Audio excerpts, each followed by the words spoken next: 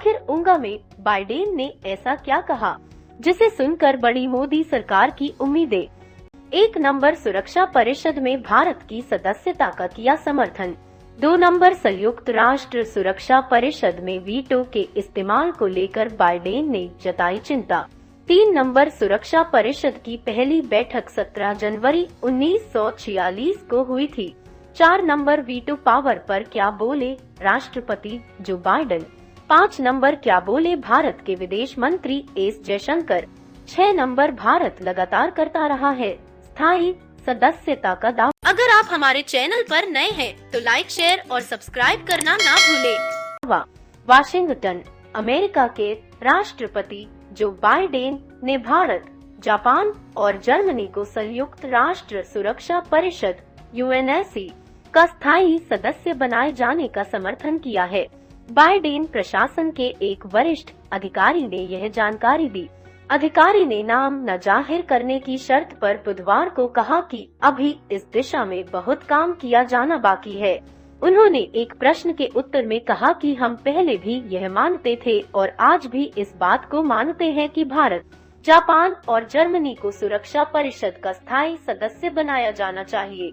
Veto के इस्तेमाल पर भी बोले बाइडेन ने कहा कि वीटो सिर्फ विशेष अथवा विषम परिस्थितियों में ही होना चाहिए ताकि परिषद की विश्वसनीयता और उसका प्रभाव बना रहे।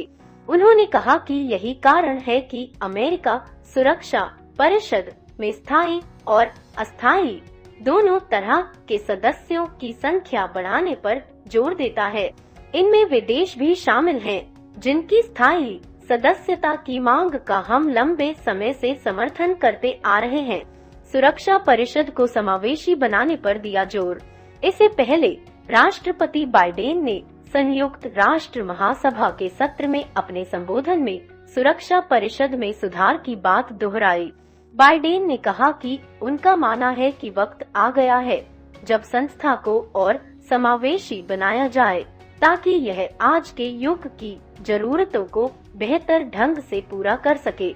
उन्होंने कहा कि सुरक्षा परिषद के सदस्य जिनमें अमेरिका भी शामिल है, उन्हें संयुक्त राष्ट्र चार्टर की रक्षा करनी चाहिए और वीटो से बचना चाहिए। संयुक्त राष्ट्र की तरह इसका स्थापना भी द्वितीय विश्व युद्ध के बाद हुई। सुरक्षा परिषद की पहली बैठक 17 जनवरी 1946 को हुई थी।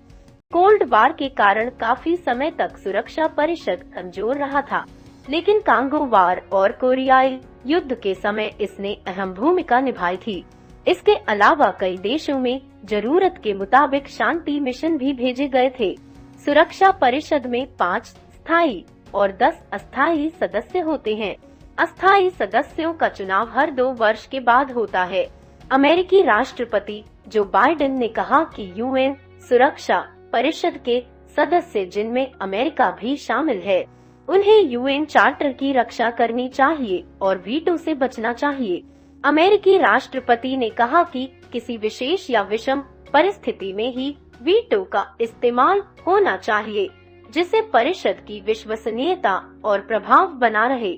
जो बाइडेन ने आगे कहा कि इसी वजह से अमेरिका सिक्योरिटी काउंसिल में स्थायी और अस्थायी दोनों तरह के मेंबरों को बढ़ाने पर जोर देता आया है।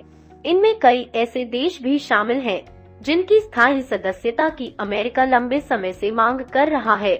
बुधवार को अमेरिका के न्यूयॉर्क में आयोजित एक कार्यक्रम में भारत के विदेश मंत्री एस जयशंकर ने कहा कि भारत का UN सिक्योरिटी काउंसिल में स्थायी सदस्य न होना सिर्फ हमारे लिए ही नहीं बल्कि वैश्विक ढांचे के लिए भी अच्छा नहीं है।